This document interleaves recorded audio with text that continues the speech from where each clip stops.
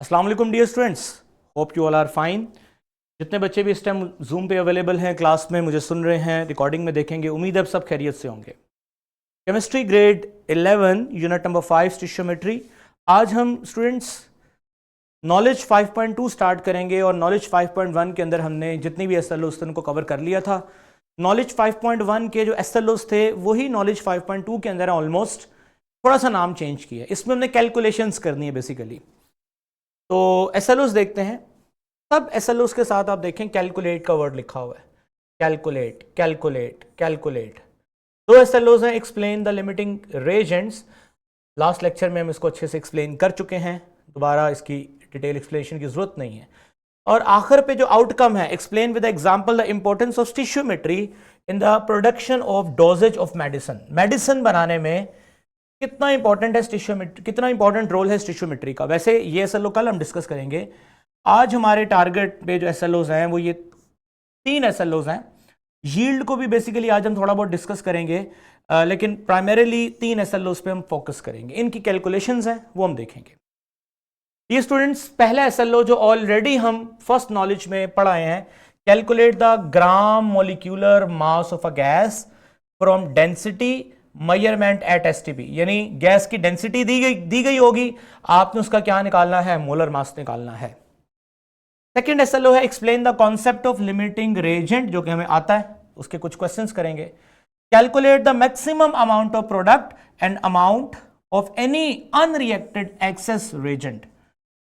ठीक है, यानी रिएक्शन के अंदर रिएक्टेंट और प्रोडक्ट की मैक्सिमम अमाउंट भी कैलकुलेट करनी है हमने, और हमने क्या करना है, अमाउंट ऑफ अनरिएक्टिंग, जो एक्सेस अमाउंट में जो समझ लें कि लेफ्ट ओवर है, वो भी हमने आज फाइंड आउट करना है। तो चलते हैं फर्स्ट B57 एसएलओ के ऊपर कुछ क्वेश्चंस मैंने बनाए हुए हैं। मैं आज इन क्वेश्चंस का प्लान ऑफ एक्शन आपके साथ डिस्कस करूंगा, सोल्यूशन वो आप खुद करेंगे। मैं क्वेश्चन को सॉल्व करने का प्लान डिस्कस करूंगा आपके साथ, ओके। क्योंकि पेपर एसएलओ बेस्ड है, ये क्वेश्चन जरूरी नहीं कि पेपर में आए, लेकिन इस तरह के क्वेश्चंस आएंगे। तो प्लान ऑफ एक्शन क्या होना चाहिए किसी भी क्वेश्चन को सॉल्व करने का, अगर वो आपका ठीक है तो आपने 50% क्वेश्चन से सॉल्व कर लिया। बाद में आपने उस प्लान के अकॉर्डिंग वैल्यूज को पुट करना है और आंसर निकाल लेना है। तो हम यहां पे प्लान को डिस्कस करेंगे। तो calculate the gram molecular mass, हमने ग्राम मोलिकुलर मास कैलकुलेट करना है of a gas from the density measurement at STP. पहले तो फार्मूले की अवेयरनेस होनी चाहिए आपको। We all know that V volume of a gas बराबर होता है N multiply by VM। Students ये फार्मूला आपने वेरी फर्स्ट लेक्चर या सेकंड लेक्चर में ही सीख लिया था। सेकंड हम चलते हैं, V is equals to N बराबर है mass over molar mass multiply by VM, यानी मोलर वॉल्यूम, जो 22.414 लीटर होता है एट एसटीपी।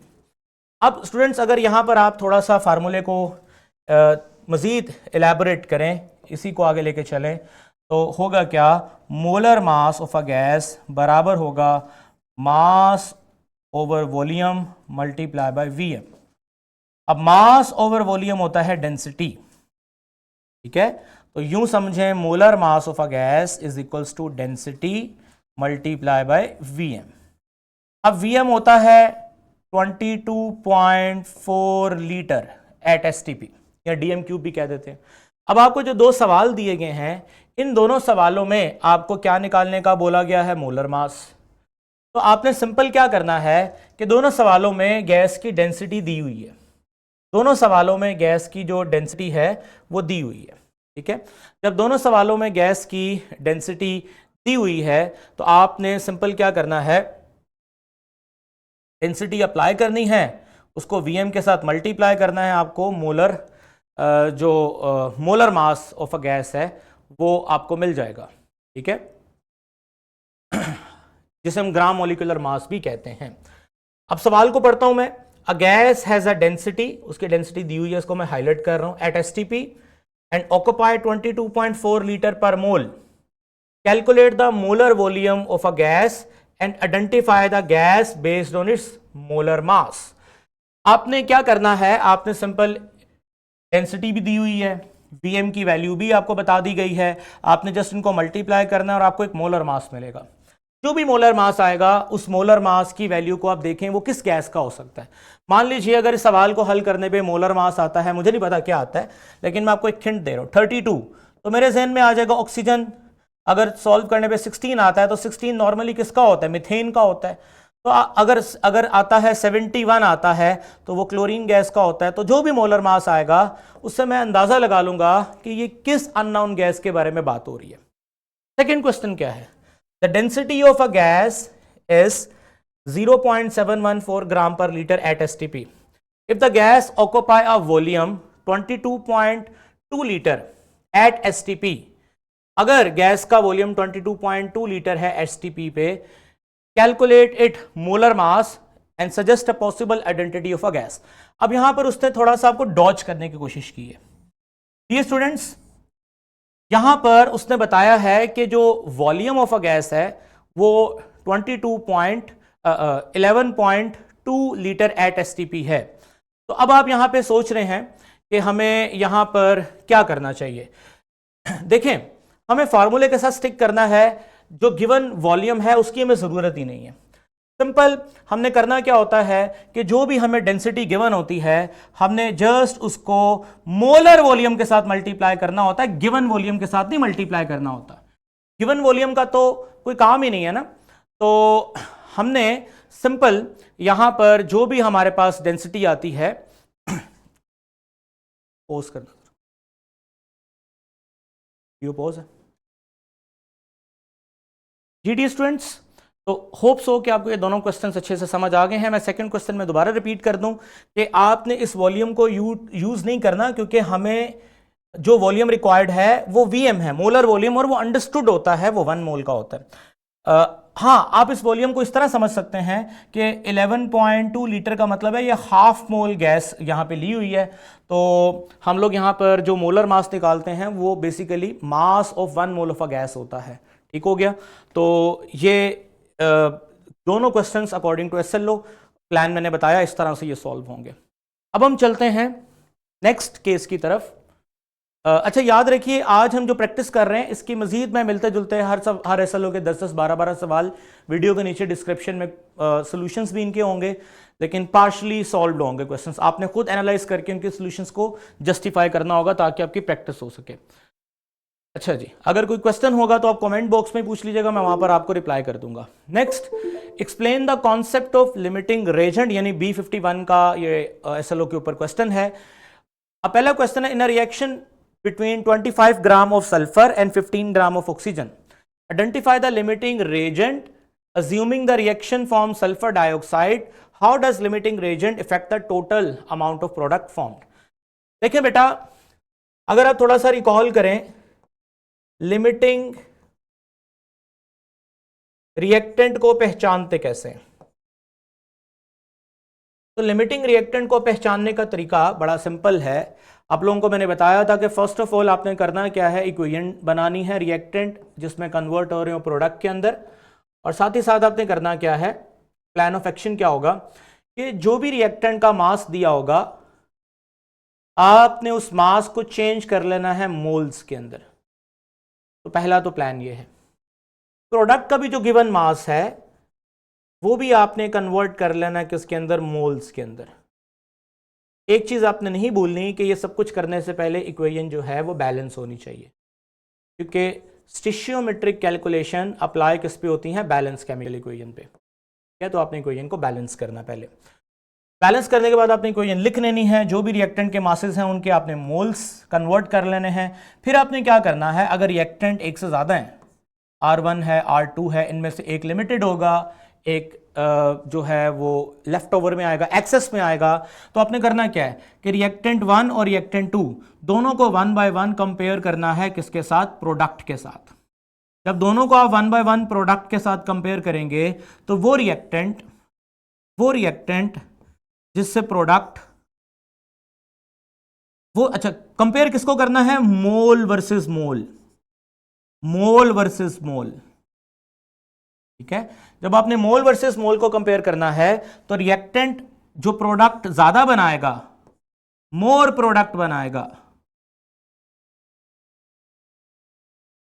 डेफिनेटली वो रिएक्टेंट जो है वो एक्सेस क्वांटिटी में होगा, और वो रिएक्टेंट जो प्रोडक्ट लेस प्रोडक्ट बनाएगा, थोड़े मोल्स बनाएगा प्रोडक्ट के, तो वो रिएक्टेंट जो है वो लिमिटेड होगा। और एक्चुअल प्रोडक्शन कौन कंट्रोल करता है? लिमिटिंग रिएक्टेंट कंट्रोल करता है। तो ये हमारा पाथवे है, इसको फॉलो करना है और इस क्वेश्चन को सॉल्व करना है। थोड़ा सा मैं पार्शली आपके लिए सॉल्व करता हूं, मैं कंप्लीट सॉल्व इसलिए नहीं कर रहा क्योंकि अगर मैंने सॉल्व कर दिया तो आप लोग इसको खुद ट्राई ही नहीं करोगे। तो मैं आपको प्लान ऑफ एक्शन जो बता रहा हूं, ये अरेज कर दें जरा, आपको मैं प्लान ऑफ एक्शन बता रहा हूं, उस प्लान ऑफ एक्शन के ऊपर चलते हुए आपने सवाल को हल करना है। तो प्लान ऑफ एक्शन दोबारा हम यहां पर इस सवाल के मुताबिक लिखते हैं। अब इसमें करना क्या, आपने सबसे पहले आपने देखना है कि रिएक्टेंट हैं कौन कौन। सल्फर है और उसके साथ कौन है? ऑक्सीजन है। तो मैं यहां लिखूंगा सल्फर और प्लस क्या लिखूंगा? ऑक्सीजन। और आगे मुझे बता भी रहा है कि क्या बनेगा? Sulphur dioxide. तो लकीली इक्वेशन ऑटोमेटिकली बैलेंस्ड है, मुझे कुछ करने की जरूरत नहीं है। अब मुझे अगली चीज़ क्या करनी है कि मुझे हाईलाइट करना है कि ये मेरे रिएक्टेंट हैं और ये मेरा प्रोडक्ट है। Plan of action is very simple कि मुझे सल्फर कितने ग्राम दिया गया है? सल्फर मुझे दिया हुआ है 25 ग्राम, और ऑक्सीजन मुझे कितने ग्राम दिया हुआ है? 15 ग्राम। तो सबसे पहले मैं ग्राम को मोल्स में कन्वर्ट करूंगा, और आपको पता है नंबर ऑफ मोल्स निकालने का फार्मूला मुझे बताने की ज़रूरत नहीं है। नंबर ऑफ मोल बराबर है mass over molar mass. In case of atomic mass आएगा सल्फर के, जो कि 32 होता है, और ऑक्सीजन का भी 32 होता है। दोनों के आप मोल्स निकाल लेंगे। जब आप सल्फर के भी मोल्स निकाल लेंगे, ऑक्सीजन के भी मोल्स निकाल लेंगे, जो कि मैं नहीं निकाल रहा अभी, और फिर आपने क्या करना है, जो भी मोल्स आएंगे सल्फर के, आपने उसको कंपेयर करना है सल्फर डाइऑक्साइड के साथ। जो भी मोल्स आएंगे ऑक्सीजन के, आपने उसको कंपेयर करना है सल्फर डाइऑक्साइड के साथ। आपने देखना है कितने मोल सल्फर होगा तो कितने मोल सल्फर डाइऑक्साइड बनेगा। यहां पर 15 ग्राम के अंदर कितने मोल ऑक्सीजन है, तो कितने मोल, जस्ट अ मिनट,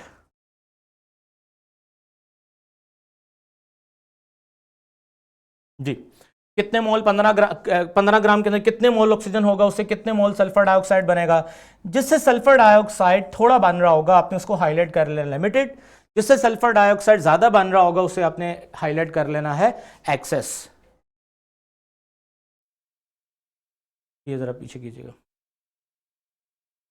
हाँ जी, बस ठीक है। इस तरह से आपको पहचान हो जाएगी कि which one is limiting in quantity and which one is excess in quantity. ठीक है, ओके। यहां तक तो आप पहचान लेंगे कौन लिमिटेड है कौन एक्सेस है, वो मैंने आपको तरीका सारा बता दिया। How does the limiting reagent effect the total amount of product formed. अच्छा, आप लोगों ने करना क्या है कि मैं डिस्क्रिप्शन में इसके सोल्यूशन दे दूंगा, आपने हेल्प लेनी हो तो वहां से ले लीजिएगा। अभी हम लोग आपके साथ सोल्यूशन मैं भी शेयर नहीं करूंगा, क्योंकि अभी मैं सिर्फ चाह रहा हूं कि आप इसको प्रैक्टिस करो, 1-2 दिन बाद मैं इसके सोल्यूशन अपलोड कर दूंगा। अच्छा, how does the limiting reagent effect the total amount of product. Definitely जो लिमिटिंग रिएजेंट है वही तो प्रोडक्ट को क्या करता है? कंट्रोल करता है, क्योंकि वो खत्म हो जाता है और रिएक्शन को रोक देता है, तो वही तो सारा कुछ कंट्रोल कर रहा है। ठीक हो गया। अब चलते हैं नेक्स्ट क्वेश्चन की तरफ, जो ऑलमोस्ट सिमिलर इसी तरह का क्वेश्चन है। थोड़ा सा उसके अंदर स्ट्रैटेजी देखते हैं, क्या बनेगी strategy. Question is very clear. Question में क्या है? Mixture of 50 gram of methane react with 150 gram of oxygen. यानी हमारे पास मीथेन है जो कि रिएक्शन करेगा ऑक्सीजन के साथ, और बदले में बनेगा कार्बन डाइऑक्साइड और वाटर। बैलेंस करना बड़ा जरूरी है इक्वेशन को, तो देखते हैं कैसे करेंगे इक्वेशन को बैलेंस। अभी तो ये बैलेंस नहीं है, तो हम यहां पे काम करते हैं। अगर आप प्रोडक्ट साइड पे देखो तो कितने ऑक्सीजन है? 2 और वाटर के अंदर कितने हैं? 1, यानी टोटल 3 है। तो अगर मैं यहां पर फॉर एग्जांपल 2 लिख देता हूं और यहां पर 3 लिख देता हूं, तो आप देखो इस तरफ लेफ्ट रिएक्टेंट साइड पे 6 ऑक्सीजन है और प्रोडक्ट साइड पे 2 ऑक्सीजन कार्बन डाइऑक्साइड के अंदर है और 4 ऑक्सीजन वाटर के अंदर है। तो 6 और 6 बैलेंस हो गया। एक कार्बन है दोनों तरफ, हाइड्रोजन भी बैलेंस है, तो ये बैलेंस इक्वेशन होगी। इस इक्वेशन के मुताबिक 1 मोल 3 मोल ऑक्सीजन से रिएक्शन करेगा, 1 मोल कार्बन डाइऑक्साइड बनेगा और 1 मोल वाटर बनेगा। ये बैलेंस इक्वेशन लिखना बहुत जरूरी था, जो कि पहले हमें लिखी लिखाई मिल गई, इस दफा हमें बैलेंस करना पड़ा। अब अगली चीज क्या है, 50 ग्राम मीथेन है जो कि रिएक्शन करेगा 150 ग्राम ऑफ ऑक्सीजन के साथ, 150 ग्राम ऑफ ऑक्सीजन के साथ, और identify the limiting reagent and calculate the amount of unreacted excess reagent, explain the amount of identifying the limiting reagent in industrial process। यानी इसमें हमने दो चार चीजें और भी मालूम करनी है। वो क्या है, सबसे पहले तो वही है कि हमने आइडेंटिफाई करना है कि लिमिटिंग रेजेंट कौन है, और फिर कैलकुलेट करनी है amount of unreacted excess Regent, यानी जो अमाउंट बच गई है, लेफ्ट ओवर कितना है, बाकी बची हुई चीज कितनी है, वो हमने जरा देखनी है। तो स्टूडेंट्स सबसे पहले आपने करना क्या है प्लान ऑफ एक्शन में, तो पहले ये पहचानना है कौन लिमिटेड है कौन एक्सेस है। उसके लिए तरीका वही है कि आप इसके भी मोल्स निकालो, मास ओवर मोलर मास करके, इसके भी मोल्स निकालो, मास ओवर मोलर मास करके। जब आप इन दोनों के मोल्स निकाल लोगे, फिर आपने क्या करना है, फिर आपने रिएक्टेंट के मोल्स को प्रोडक्ट के मोल्स के साथ क्या करना है, कंपेयर करना है। मैं ऊपर से अरेज कर लेता हूं ताकि बाकी का प्लान ऑफ एक्शन मैं यहां पे लिख सकूं।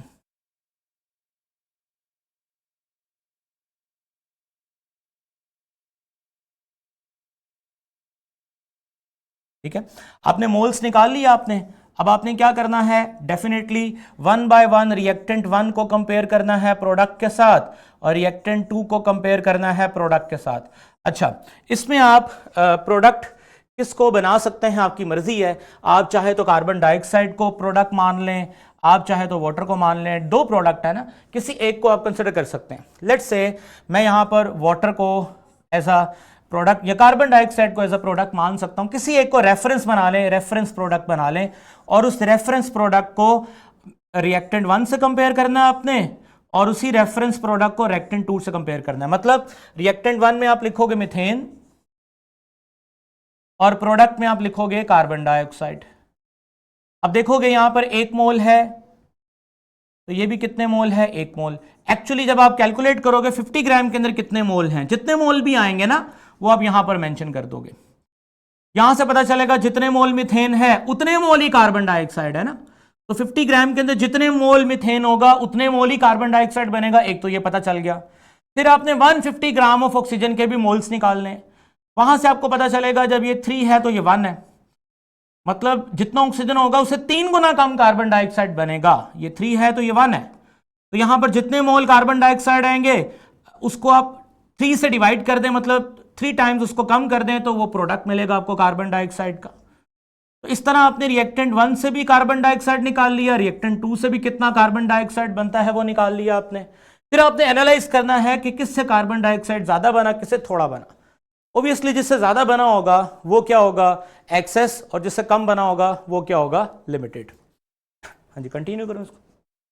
ठीक है, अब इस स्ट्रेटेजी से आपको यहां तक करने से आपको यह अंदाजा हो जाएगा कि which one is limiting reactant and which one is excess reactant, ये हमें पता चल गया। इतना सवाल हमारा हल हो जाएगा। अगली चीज जो लास्ट में रह जाएगी वो ये है कि एक्सप्लेन द इंपॉर्टेंस। अच्छा, एक चीज हमने अभी कैलकुलेट नहीं की कि जो बाकी बची हुई चीज है वो कितनी बची हुई चीज है, वो कैसे करेंगे आप, वो भी इंतहाई आसान है। मान लीजिएगा कि आपको पता चल गया कि जो हमारे पास मीथेन है वो लिमिटेड है। एग्जांपल दे रहा हूं, ऑक्सीजन जो है वो एक्सेस है, मतलब मीथेन ने तो सारा खत्म होना ही होना है, ऑक्सीजन ने बाकी बचना है। तो टोटल कितने मोल्स हैं मीथेन के वो आपको पता होगा।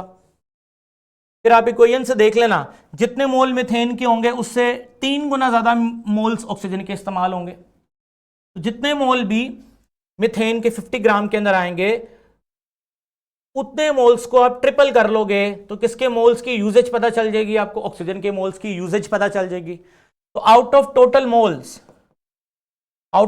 मोल्स आप क्या करेंगे, आउट ऑफ टोटल मोल्स आप बेसिकली ऑक्सीजन में से, ऑक्सीजन के टोटल मोल्स में से, जस्ट अ मिनट, ऑक्सीजन के टोटल मोल्स में से माइनस कर देंगे used amount of oxygen. Total amount आपको पता ना 150 ग्राम के अंदर कितने मोल्स हैं, आपने कैलकुलेट किए हैं। तो टोटल अमाउंट में से यूज अमाउंट माइनस कर देंगे तो रिमेनिंग अमाउंट आ जाएगी। वो रिमेनिंग अमाउंट जो होगी वो लेफ्ट ओवर अमाउंट होगी। वो जो भी लेफ्ट ओवर अमाउंट होगी वो आपका अनरिएक्टेड एक्सेस रिएजेंट बाकी बच गया। Explain the importance of identify limiting reactant. अच्छा, इससे मुझे क्या फायदा होगा, मुझे पता चल जाएगा कि रिएक्शन का कंट्रोलर कौन है। कंट्रोलर कौन है, मैं उसी को फोकस करूंगा कि मुझे अगर रिएक्शन को स्टॉप करना है तो मुझे इस चीज को कंट्रोल करना है। मतलब अगर जो लिमिटिंग रिएक्टेंट जो भी आएगा, ये तो मैंने आपको एक प्लान बताया ना, इस प्लान के मुताबिक जो भी लिमिटिंग रिएक्टेंट आएगा मुझे उसको कंट्रोल कैसे करना है। जाहिर सी बात है, रिएक्शन को तेज करना चाहता हूँ, स्लो करना चाहता हूँ, मैं डबल स्पीड से करना चाहता हूँ, ये वैसे और भी इसमें काफ़ी फैक्टर्स होते हैं। मेन इसमें ये पता चलता है कि रिएक्शन का कंट्रोल रिएक्टेंट ए के पास है या रिएक्टेंट बी के पास है। जिसके पास भी कंट्रोल होता है वो चीज़ हमेशा लिमिटेड अमाउंट वाली ही होती है। ठीक है, तो मुझे इसकी पहचान करने का ये फ़ायदा होगा कि कंट्रोलर का पता चल जाएगा। नेक्स्ट चलते हैं आगे। ठीक है,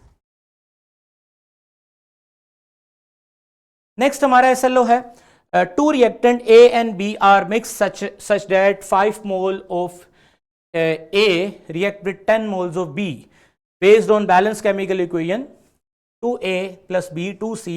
Determine the limiting reagent and explain how changing the amount of A and B could affect the outcome of reaction. क्या कहना चाह रहा है वो ये कहना चाह रहा है कि हमारे पास इक्वेशन है 2A plus B, balance equation उसने अपनी तरफ से सपोज लिख के दी है और बताया है कि हमारे पास A जो है वो हमारे पास टोटल 10 मोल है, B जो है हमारे पास वो टोटल 5 मोल है,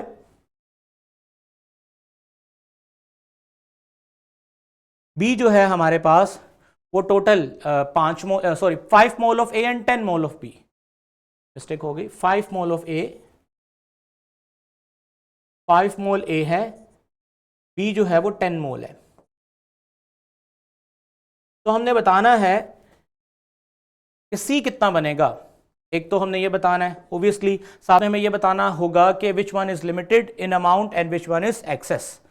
ठीक है, तो डिटरमिन द लिमिटिंग रिएजेंट। अब क्या करना होगा, आपने वही चीज मोल्स निकाल के दिए हुए हैं आपको। अब आपने 1 बाय 1 रिएक्टेंट को कंपेयर करना है प्रोडक्ट के साथ।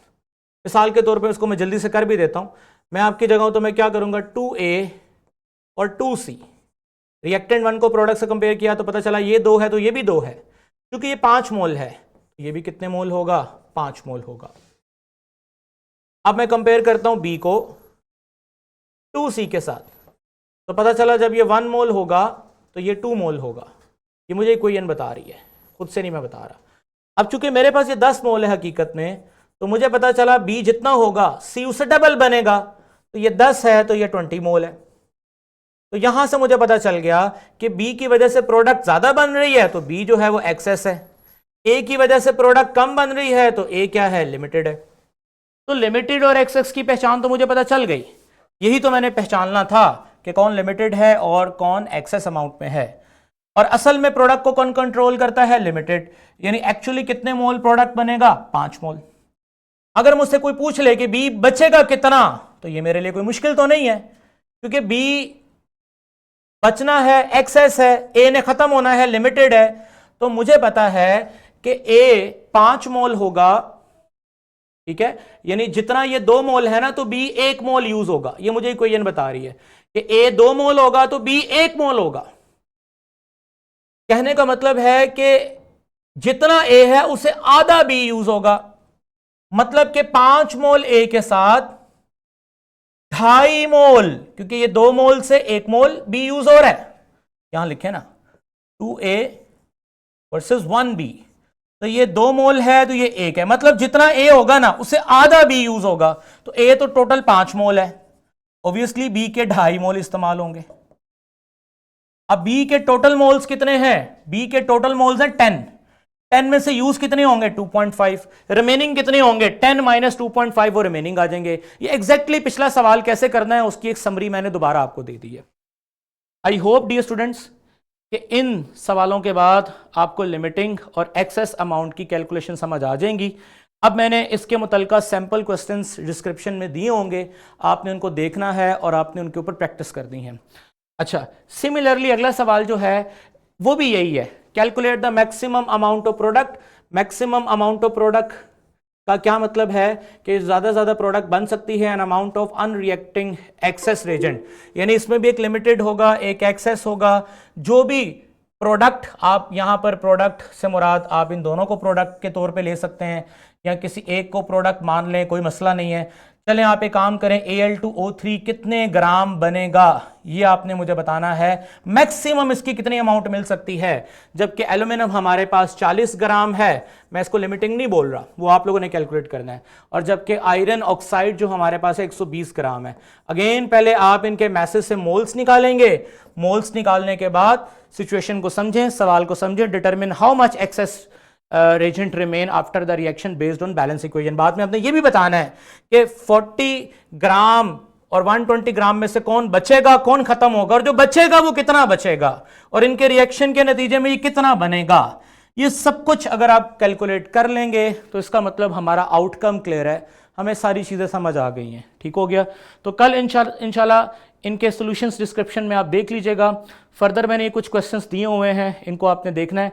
कल हम यील्ड और आगे फर्दर उस पर बात करेंगे। तो बेसिकली आज का हमारा जो लेक्चर था वो था प्लान ऑफ एक्शन के ऊपर, के सवाल को हल करने के लिए स्ट्रैटेजी कैसे बनाते हैं और उस स्ट्रैटेजी के ऊपर क्वेश्चंस को कैसे सॉल्व करते हैं। अब आपकी ये प्रैक्टिस के ऊपर है, कोई भी क्वेश्चन होगा आप मेरे से कल डिस्कस कर सकते हैं, लेकिन शर्त है कि पहले अपने सवालों को हल कर दें। कोई सवाल है आपका यहाँ तक, कोई स्ट्रैटेजी में आपने रिवीजन करनी हो, दोबारा पूछना हो तो पूछ लें। All clear.